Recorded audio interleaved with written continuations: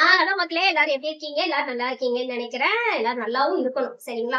இப்ப வந்து இந்த வீடியோல நான் பேச போற விஷயம் வந்துட்டு யாரையாச்சும் எல்லா ஆண்களுக்கானதும் கிடையாது. அதே மாதிரி எல்லா பெண்களுக்கானதும் கிடையாது.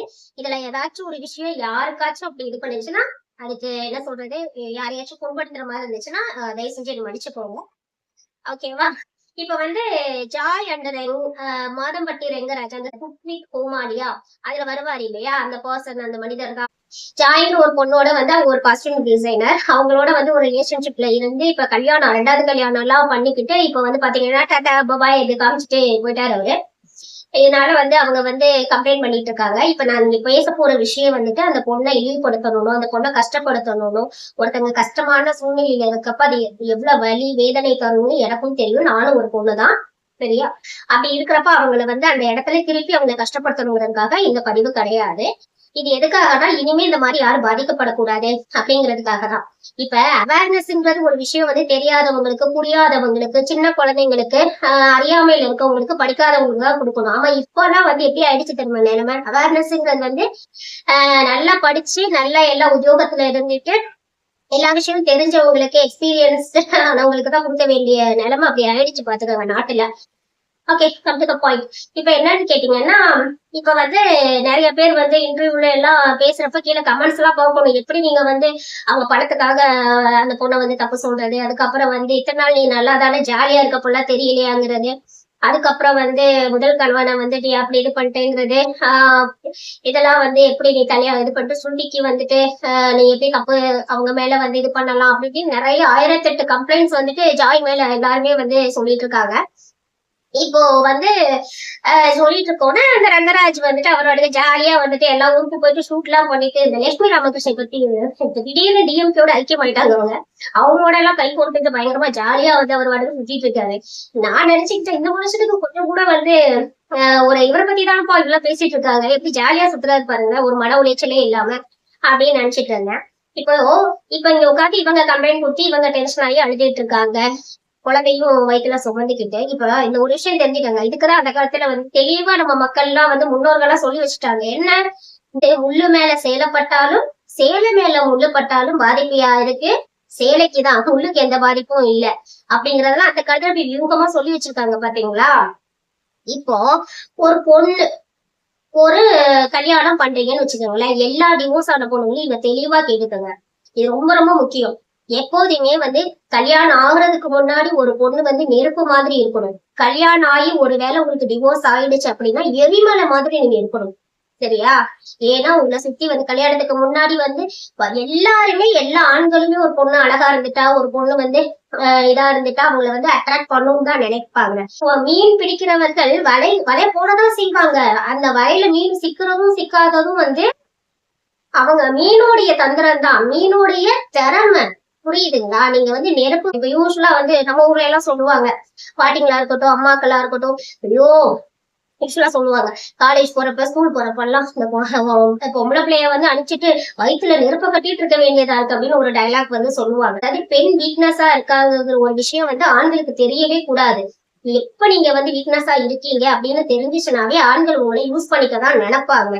உங்களுக்கு எல்லாம் எதுக்கு படிப்பு கொடுத்துருக்க? எதுக்காக படிக்கணும்? படிக்கிறது எதுக்கு? உட்காந்து வந்து ரீல்ஸ் பார்த்துக்கிட்டு கமெண்ட்ஸ் போட்டுக்கிட்டு அதுக்கப்புறம் வந்து என்னென்னப்பா இது பண்ணலாம், விஜய் ரசிகரா இருக்கணும், அஜித் ரசிகரா இருக்கணும், இவங்க ரசிகரா இருக்கணும், அவங்களுக்கு டாட்டா காமிக்கணும், பை பை காமிக்கணும், இன்ஸ்டாகிராம் நோண்டணும், அதுக்காகவா வந்து உங்களை எல்லாம் படிக்க வைக்கிறது? படிப்புங்கிறது அதை மட்டும் தரக்கூடாதுமா. உங்களை நீங்க எப்படி ஒரு இடத்துல ஒரு தெளிவு வரணும், இவங்க நல்லவங்களா இவங்க கெட்டவங்களா, இவங்களோட பழகலாமா வேண்டாமா, இது வந்து நல்ல விஷயமா கெட்ட விஷயமான்னு தெரியறதுக்குதான் படிப்பு கொடுத்துருக்கு. சும்மா உட்காந்து மார்க் வாங்கிக்கிட்டு எம்பிபிஎஸ் படிக்க போறேன், இன்ஜினியர் படிக்க போறேன், அது போறேன் இது போறேன்னுங்கிறதுக்காக கிடையாது. எல்லாரும் சேர்ந்ததாங்க இந்த உலகம். நல்லவனும் இருப்பான், கெட்டவனும் இருப்பான். இப்ப பாத்தீங்கல்ல, எல்லாரும் என்ன சொல்லிட்டாங்க, 99% ஆம்பளைங்க எப்போதுமே கல்யாணம் ஆகிட்டு இன்னொரு பொண்ண இந்த மாதிரி யூஸ் பண்ணிக்கதான் நினைப்பாங்களே தவிர அப்படியே வந்து உங்களை மனைவியாக்கி என்ன சொல்றது அப்படியே வந்து உங்களை வந்து தங்கமா தாங்குவாங்கன்னா நினைக்கவே நினைக்காதீங்க. அப்படிப்பட்ட சமுதாயத்துல நம்ம வாழவே கிடையாது. அதாவது ஒரு ஒரு 2வதா உங்களை கல்யாணம் பண்ணிக்க போறான் ஒருத்தன் அப்படின்னா நீங்க அவன் வந்து நிச்சயமா எல்லாரும் முன்னாடி காமிச்சுதான் கல்யாணம் பண்ணிக்கணும். அதை விட்டுட்டு தனியா உட்காந்து ஒரு கோவில வச்சு தாலி கட்டிட்டு வரவங்க எப்படி நீங்க நம்புவீங்க? இப்போ நீங்க 2 பேரும் சந்தோஷமா இருக்கிறப்ப இந்த விஷயத்த வெளியில சொல்றீங்களா? சந்தோஷமா இருக்கிறப்பெல்லாம் யாரும் இது வாயே திறக்கிறது கிடையாது. ஒரு கஷ்டம்னு வந்த உடனே அடுத்தவங்களை போட்டு எல்லாரையும் போட்டு மீடியால இது பண்ணி டார்ச்சர் பண்ண வேண்டியது. சரியா? இப்ப இதுல அந்த முதல் மனைவிய தப்பா சொல்றாங்க. அந்த பொண்ணு எதுக்கு எங்களை கேட்கல? அவங்களும் ஒரு பொண்ணு தானே. அவங்க என்னுடைய வாழ்க்கைய இப்படி இருந்து அவங்க தடுத்திருந்தா நான் இந்த தப்பு பண்ணிருக்க மாட்டேனே. அவங்க ஏன் தடுக்கல? இதே நானா இருந்திருந்தா, ஒரு பொண்ணா இருந்திருந்தா போய் இன்னொரு பொண்ணு வாழ்க்கை கெடுறதுக்கு நான் இது பண்ணிருக்க மாட்டேன் அப்படின்லாம் சொல்றாங்க. இங்க பாருங்களேன், இந்த உலகம் ரொம்ப மோசமானது. நேர்மையா கல்யாணம் பண்ணிட்டு போறவங்களுக்கே குழந்தையாரு குழந்தைனார் இவங்க எல்லாம் அவ்வளவு துரோகம் பண்ணி சர்டிபிகேட் எல்லாம் கிழிச்சு போட்டு எரிச்சு நடுத்தருவுல விட்ட பொண்ணுங்கள்லாம் அந்த உலகத்துல இருக்கிறாங்க. சரிங்களா? அங்கேயும் பெண்கள் தான் இருக்கிறாங்க. ஆனா யாரும் அந்த அளவுக்கு எல்லாம் நல்லவர்கள் உத்தம பத்தினிகள் எல்லாம் கிடையாது. புரியுதா? அந்த அளவுக்கு அப்படி இருக்கிறப்ப முறையற்ற ஒரு கல்யாணம் பண்ணிக்கிட்டு அப்படி நீங்க எப்படி ஒரு முறைப்படி கல்யாணம் ஆன ஒரு அந்த பொண்ணு ஸ்ருதிய நீங்க கேட்கலாம். அவங்க நீங்க இப்ப நீங்க ஒரு மனைவியா இருக்கிறப்ப நீங்க சொல்றீங்கல்ல, என்ன இல்லீகலா கல்யாணம் பண்ண நீங்க சொல்றப்ப அவங்க எப்படி என்ன சொல்ல கேட்கலங்கிறப்ப அவங்களுக்கு எப்படி இருக்கும்? அவங்களுக்கு தோணும் இல்ல, இல்லீகலா கல்யாணம் பண்ணிருக்கேன் நானு, அப்படி இருக்கிறப்ப இல்லீகலா பண்ணிட்டு உனக்கு எவ்வளவு இது இருக்கா அப்படின்னு சொல்லிட்டு தோணுமா தோணாதம்மா? உங்க குழந்தை வெளியில வர்றதுக்கு முன்னாடியே உங்களுக்கு இவ்வளவுதான் இருக்குல்ல, இவ்வளவு படபடப்பா இருக்குல்ல, ஐயோ அந்த குழந்தைக்கு யார் அப்பான்னு சொல்லணும், பேர் சொல்லணும். அந்த குழந்தை வர்றப்ப சமுதாயத்துல வர்றப்ப அந்த குழந்தை எவ்வளவு பெரிய பாதிப்பு எல்லாம் உண்டாக்க போகணுங்கிற வருத்தம் உங்களுக்கு இன்னைக்கு இருக்கிற வருத்தம் அவரோட ரிலேஷன்ஷிப்ல இருக்கிறப்ப இருக்கணுமா இல்லையா? அப்ப ஒரு சந்தோஷம், ஒரு லஸ்டுக்காக ஒருத்தவங்களோட போயிட்டு இது பண்ணிட்டு பின்னாடி வர ஜெனரேஷனை எதுக்காக இது கஷ்டப்படுத்துறீங்க? அந்த பிள்ளைங்களை ஏன் இவ்வளவு பாடுபடுத்துறீங்க? உங்களுடைய ஆசை தாபங்கள் எல்லாத்துக்காகவும் அடுத்தவங்களை அந்த குழந்தைங்களுக்கு இது பண்றதா? இப்ப ஸ்ருதிய கேக்குறீங்க. இப்ப ஸ்ருதிக்கு 2 பசங்க இருக்காங்களா? அந்த பசங்க என்ன மாதிரியான மனநிலைமையில இருந்திருப்பாங்க? இப்படி அப்பா இன்னொருத்தவங்களோட ரிலேஷன்ஷிப்ல இருக்கிறாரு அப்படின்னு சொல்லிட்டு அப்ப அந்த பொண்ணுடைய குழந்தைங்களுக்கு எவ்வளவு வலியா இருந்திருக்கும், எவ்வளவு வேதனையா இருந்திருக்கும் உங்களுக்கு. இப்ப நீங்க தான் அவங்க வாழ்க்கையில நடுவுல போனீங்க. சரியா? இப்ப அவரே கேட்டாலும் நீங்க என்ன சொல்லணும்? தம்பிங்க பாரு, இந்த வேலையே வேண்டாம். சரியா? இந்த கல்யாணம் பண்ணிட்டு அன்பா கேக்குறாரா? என்னங்க அன்பா? ஆம்பளைங்க அன்பா? என்னமோ உக்காந்துக்கிட்டு நீ சாப்பிட்டியான்னு கூட கேட்கலையா, தூங்குனியான்னு கேட்கலையா, ஊர்ல இருக்க எல்லாரையும் உட்காந்துட்டு சாப்பிட்டியா தூங்குனியான்னு டெய்லி உட்காந்து கேட்டுட்டு இருக்காங்களா? அவங்களுக்கு வேற வேலை இல்லையா? இது என்ன அப்படியே அம்பிகாபதி அமராவதி காதல் எல்லாம் இருக்கீங்க? காதல் என்னுடைய காதல் அவர் புனிதமா, காதல் கத்திரிக்காய் அவர் போங்கம்மா. ஊர்ல காதல் கத்திரிக்காய் எல்லாம் சொல்லிட்டு தெரியாதீங்க. எல்லாம் பாதி பேர் காதலா பண்றாங்க, போய் பாருங்க. எல்லாம் லஸ்ட். 18 வயசுல எனக்கு தெரிஞ்ச ஊர்ல ஒரு பொண்ணு 18 வயசுல காலேஜ் செகண்ட் இயரோ தேர்ட் இயரோ போச்சு, குழந்தையோட வந்துருச்சு 5 மாசம். சரியா? அதுக்கப்புறம் அந்த குழந்தை தெரிஞ்சதுனால ஓடி போயிடுச்சு வீட்டை விட்டு. 18 வயசுல என்ன தெரியும்? ஒண்ணும் தெரியாது. எல்லாம் லஸ்ட். காதல் உண்மையான காதல் அப்படியே ட்ரூ காதல் அப்படியே விழுந்துருவோம் செத்துருவோம், அதெல்லாம் நீங்க இந்த டயலாக் எல்லாம் சொல்லிட்டு இருக்காதீங்க. இதெல்லாம் வேற யாராச்சும் நம்புவாங்க. அப்புறம் அந்த பொண்ணை நீங்க எப்படி பிளேம் பண்ண முடியும்? ஸ்ருதிய பிளேம் பண்றதுக்கு உங்களுக்கு எந்த ரைட்ஸுமே கிடையாது. இன்னைக்கு நீங்க பாதிக்கப்பட்ட மாதிரி தானே அந்த பொண்ணு பாதிச்சிருப்பாங்க. அப்ப நீங்க இப்ப இதே ஸ்ருதிக்கு இப்படி தப்பு செஞ்சுட்டீங்களே அப்படின்னு நீங்க கேட்டிருக்கலாம்ல. என்னைக்கு இருந்தாலும் இல்லீகல் ரிலேஷன்ஷிப் தான். அது ப்ராப்பரா இருக்காது.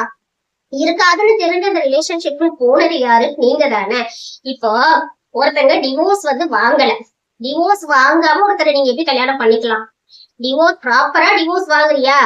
என்ன கல்யாணம் பண்ணிக்க இல்லையா? நீ தேவையே கிடையாது. அப்படி என்ன லஸ்ட் உங்களுக்கு தேவைப்படுது? லஸ்ட் ஒரு நிமிஷம், அந்த லஸ்ட் ஹாப்பினஸ்க்காக இன்னைக்கு உங்க டிக்னிட்டி போச்சு, உங்க வாழ்க்கை போச்சு, உங்க நிம்மதி போச்சு, உங்க குழந்தைக்கு அப்பா யாருன்னு தெரியாம போச்சு. இன்னைக்கு ரங்கராஜ் இவ்வளவு செஞ்சதுக்கு அப்புறம் அந்த பிள்ளைக்கு நான் தான் அப்பான்னு எவனாச்சும் ஒரு நல்லவன் சொல்லிட்டு இருப்பான் ஊர்ல. அப்படியெல்லாம் அந்த நல்லவர்கள் இருக்க ஊர்லயா நம்ம வாழ்ந்துட்டு இருக்கோம், உலகத்துல வாழ்ந்துட்டு இருக்கோம். என்னமா இப்பெல்லாம் பண்ணிட்டு இருக்கீங்க? படிச்சிருக்கீங்க, வேலை பாக்குறீங்க, அதுக்கப்புறம் என்னுடைய கெரியரை விட்டுட்டேன். யாராச்சும் கெரியரை விடுவாங்களா? ஏன் அவருக்கு போன் அடிச்சு போட்டு அவரு கொஞ்சம் பவுடர் அடிச்சு பொட்டு வச்சு இவருக்கு சீக்கி போயிட்டு வா அப்படின்னு சொல்லி அனுப்புறது மட்டும்தான் வேலையா? உங்களுடைய கெரியரை பாத்துக்கணும் கூட தெரியாத அளவுக்கு இந்த மாதிரியான ஒரு விஷயங்களை பண்ணிட்டு எனக்கு அடுத்தவங்களை பிளேம் பண்ணிட்டு இருந்தா என்ன அர்த்தம்? அதே மாதிரி இந்த சமுதாயத்துல நான் கேக்குறேன், சமுதாயத்துல வந்து ஒரு ஆணும் பெண்ணும் 2 பேரும் தானே சேர்ந்து தப்பு செஞ்சாங்க. அப்படி சேர்ந்து தப்பு செய்யறப்ப ஜாயும் விக்டிம் கிடையாது, ரெங்கராஜும் விக்டிம் கிடையாது, ஸ்ருதிதான் விக்டிம், ஸ்ருதியோட பசங்க தான் விக்டிம். அப்படி இருக்கிறப்ப 2 பேருமே ஈக்குவலா தப்பு செஞ்சிருக்காங்க. அதே மாதிரி ஜாயை வந்து நீங்க எப்படி தப்பு பண்ணிட்டேன்னு கேட்க முடியும்? ரெங்கராஜ் தானே தப்பு பண்ணிருக்காரு, அப்ப ரெங்கராஜையும் தானே நீங்க கேள்வி கேட்கணும். ஏமா தெரியும் தப்பு செய்யறேன், தப்பு தெரியாம பண்ணிட்டேங்கிறீங்க, தெரியாம என்ன குழம்புல மிளகாத்தூள் எக்ஸ்ட்ரா போட்டதா அது கிடையாது, இல்ல தெரியாம உப்பு போட்டேன் ரசத்துல அப்படிங்கிறதா, இல்ல தெரியாம வந்து சர்க்கரைக்கு பதிலா வந்து உப்பு பால்ல போட்டேன்னு சொல்ற கதையா? தெரிஞ்சுதானே எல்லாமே பண்றீங்க. ஒருத்தவங்களோட போய் இவ்வளவு பெரிய விஷயம் என்ன சாதாரண விஷயமா குழந்தை பெத்துக்கிறதுங்கிறது உங்களுக்கு எல்லாம் சர்வ சாதாரணமா போச்சு. உடனே போயிட்டு உள்ள வந்து இது பண்ணிட்டு எப்படி இதெல்லாம் பேசிட்டு இருக்கீங்க? ஒரு வீட்டுல ஒரு அம்மாவும் வந்துட்டு கல்யாணம் பண்ணி வச்சுட்டு தெரியாமல கல்யாணம் பண்ண கட்டையாலே அடிப்பேன்னு சொல்லி வெட்ட வேண்டியதானே? போய் எல்லாரையும் கூட்டிட்டு போவோம் அப்பா அம்மாவை, எல்லாரும் வந்து என் பொண்ணு நீ கல்யாணம் பண்ற டிவோர்ஸ் காப்பியோட வா அப்படின்னு சொல்லணும். அதுதான் உண்மையான அம்மா. அதே மாதிரி படிச்சிருக்கல்லம்மா நீங்க வந்து என்ன சொல்லணும்? இந்த மாதிரி இந்த கதையெல்லாம் வச்சுக்காதீங்க. போய் உங்க அம்மா அப்பா எல்லாரையும் கூட்டிட்டு வந்தாதான் நான் கல்யாணம் பண்ணிப்பேன், இல்லைன்னா நீ தேவையே கிடையாது, வந்து சுழந்த எடுத்து போறதுக்கு நீங்க ஆள் கிடையாது அப்படின்னு சொல்லணுமா வேண்டாமா? அதெல்லாம் சொல்றது கிடையாது. நல்லா ஜாலியா சுத்த வேண்டியது. இப்ப உட்காந்துக்கிட்டு டாட்டா பை பை காமிச்சிட்டு போயாச்சு, இன்னைக்கு அடுத்த பொண்ணை தேடிட்டு போயிட்டு இருப்பானுங்க. இதேதான் வேலை. இன்னைக்கு ஜாலியா உட்காந்துட்டு சுத்திட்டு இருக்கா. என்ன இது எனக்கு புரியவே இல்லை. இதை உட்காந்துக்கிட்டு வீடியோ எடுத்து எல்லாரும் உட்காந்து பணம் சம்பாதிக்க வேண்டியது உங்களுக்குன்னே ஒரு தெளிவு இல்லையா வாழ்க்கையில? இங்க பாருங்க, இந்த சமுதாயத்துல பெண்களே எல்லாரும் கேட்டுக்கோங்க. யாரெல்லாம் ஈக்குவாலிட்டி கேக்குற எல்லாரும் இந்த வீடியோவை பாருங்க. ஈக்குவாலிட்டி எல்லாம் நம்ம நாட்டுல வந்து வராதிங்க. ஆணும் பெண்ணும் என்னைக்கு இருந்தாலும் ஆணுதான், பொண்ணுதான். ஈக்குவாலிட்டின்றது நீங்க எதுல எதிர்பார்க்கறீங்க? ட்ரெஸ்லயா? இல்ல அவன் தண்ணி அடிச்சா நானும் தண்ணி அடிப்பேன், அவன் பீடி குடிச்சா நானும் பீடி குடிப்பேன், அதுக்கப்புறம் வந்து அவன் போய் 4 பேரோட போனா அதே மாதிரி நானும் 4 பேரோட வந்து போவேன், இதெல்லாம் ஈக்குவாலிட்டியா? இதுக்கு பெரிய ஈக்குவாலிட்டி கிடையாது. உங்களை 1000 ஆண் உங்களை எதிர்த்து நின்னாலும் நெருப்பு மாதிரி நின்று 1000 எந்த ஆண் உங்களை வந்து அசிங்கப்படுத்தினாலும் உங்க வாழ்க்கையை நாசம் பண்ணாலும் அவன் முன்னாடி வாழ்ந்து காமிக்கணும். சரியா? ஒரு ஆண் உங்க வாழ்க்கையை நான் கெடுத்தா நாசமாக்குறானா அந்த ஆண் 1000 ஆண் வந்தாலும் அந்த ஆண் மேல உங்களுக்கு அந்த 1000வது ஆண் மேல கூட உங்களுக்கு சந்தேகம் வரணும். அப்பதான் நீங்க வாழ்க்கையில ஜெயிக்க முடியும். சரியா? லஸ்ட்டுக்கு எல்லாரும் அலையதான் செய்வாங்க. அதுக்காக எல்லாரோடய போயிட்டு இருக்க முடியுமா வாழ்க்கையில? போனாக்கு பேர் என்ன? என்ன இது சொல்லதான் செய்வாங்க, ஆசையை காமிக்கதா நாங்க வந்து அப்படி பண்றோம் இப்படி பண்றோம். என்னம்மா உங்களை இது பண்ணதான் செய்வாங்க. பொண்ணு அழகா இருந்தா இந்த சொசைட்டில பிடிக்காது, பொண்ணு டிவோர்ஸ் ஆகிருந்தா இந்த சொசைட்டில பிடிக்காது, பொண்ணு வந்து தைரியமா இருந்தா இந்த சமுதாயத்துல பிடிக்காது, பொண்ணு வந்து நல்ல நேர்மையா உழைச்சு சம்பாதிச்சா இந்த சமுதாயத்துல பிடிக்காது. இந்த மாதிரி நிறைய விஷயங்கள் இருக்கு. அதெல்லாம் தாண்டி அடிச்சு தான் வரணும் வாழ்க்கையில. வேற வழியே கிடையாது. இதெல்லாம் வந்து பண்ணிதான் ஆகணும். அதுக்காக எல்லாரும் வந்து டிவோர்ஸ் ஆன எல்லாரும் வந்து ஆம்பளை தேடிட்டு போயிடலாமா? போனா என்ன ஆகும் நிலைமை? ஏற்கனவே இந்த சமுதாயத்துல டிவோர்ஸ் ஆனவங்களை எல்லாம் கேவலமா பேசிட்டு இருக்காங்க. கேட்டா வந்து இவங்க எல்லாம் எப்படி ஒழுக்கமா இருப்பாங்க, ஒழுக்கமானவர்களா வளர்ந்துருப்பாங்க, இத்தனை வருஷம் புருஷனோட இல்லாம இருக்கவங்களா அப்படின்னு சொல்லிட்டு இவங்களாவே ஒரு கதையை கட்டி விட வேண்டியது. என்னவோ வந்து வீட்டுல எல்லாரும் ஹஸ்பண்ட் அண்ட் ஒய்ஃபா இருக்கவங்க எல்லாம் ரொம்ப உத்தம பத்திரர்களா இருக்க மாதிரியும் டிவோர்ஸ் ஆனவங்க மட்டும் தான் தப்பா இருக்கும். இப்ப நீங்களா இந்த மாதிரி பண்றதுனால எவ்வளவு கெட்ட பேர் பாருங்க. நேர்மையா உண்மையா உழைச்சு சம்பாதிச்சு ஆண்கள் துணை இல்லாம எல்லா விஷயத்தையும் சாதிக்கக்கூடிய பெண்களுக்கெல்லாம் உங்களால எவ்வளவு பெரிய அவமானம் பாத்தீங்களா? நீங்க எல்லாம் அப்படி பண்றதுனால ஒருத்தவங்க செய்யற தப்பு எத்தனை பேரை வந்து தலைகுனிய வைக்கிறதுன்னு பாத்துக்கோங்க. அப்புறம் இந்த சமுதாயத்துல வந்து இந்த சமுதாயமும் ஒரு காரணங்க. இது வந்து எங்கேயுமே ஒத்துக்க மாட்டேன். நீங்க எல்லாருமே ரெஸ்பான்சிபிள் இதுக்கு. எப்படின்னு கேளுங்க. இப்ப ஒரு பொண்ணு இருக்காங்கன்னு வச்சுக்கோங்க. அந்த பொண்ணை நீங்க கல்யாணம் பண்ணி கொடுக்குறப்ப ஏதோ ஒரு பிரச்சனை வந்து அவங்க ஒரு 3 மாசம் 6 மாசத்துல வந்து அந்த கணவன் வீட்டை விட்டு வந்துடுறாங்க. ஒரு 2 வருஷம் வேலைக்கு போகாம டிப்ரெஷன்ல இருக்காங்கன்னு ஒரு எக்ஸாம்பிளுக்கு வச்சுக்கோங்க. அப்ப வந்துட்டு அந்த 2 வருஷம் அவங்க படிச்சிருக்காங்க, முன்னாடியே எக்ஸ்பீரியன்ஸ் இருக்கு, எல்லாமே வேலையெல்லாம் பார்த்திருக்காங்க.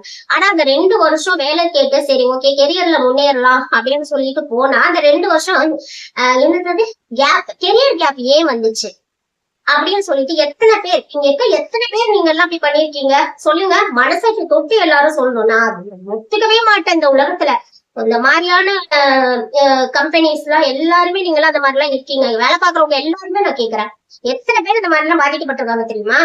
நான் பாத்திருக்கேன் அந்த மாதிரி நிறைய பேர். கேட்டா வந்து கெரியர் கேப், அதனால வந்து நாங்க சேர்த்துக்க மாட்டோம், எல்லாரையும் செய்யும் அன்பா இது பண்ணோம்னா உடனே போயிட்டு பினான்சியலா ஒருத்தவன் ஒரு ஹெல்ப் ஏதாச்சும் கேட்டோம்னா உடனே நிறைய பெண்கள் மாற்றுறது இந்த மாதிரி விஷயத்துலதான்.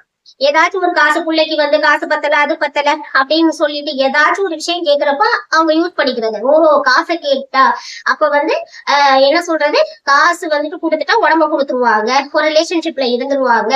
அப்ப அந்த பொண்ணுங்களுக்கு என்ன ஆயிடுது, நம்ம வீட்டுக்காரன் வந்து எதுவுமே நமக்கு செய்யல, அப்ப யாரோ ஒருத்தன் வந்து நமக்கு வந்து எல்லாமே செய்யறான் அப்படின்னு சொல்லிட்டு அதுக்கு இணங்கி போக வேண்டிய சூழ்நிலையில இந்த உலகத்துல வந்து இருக்கு.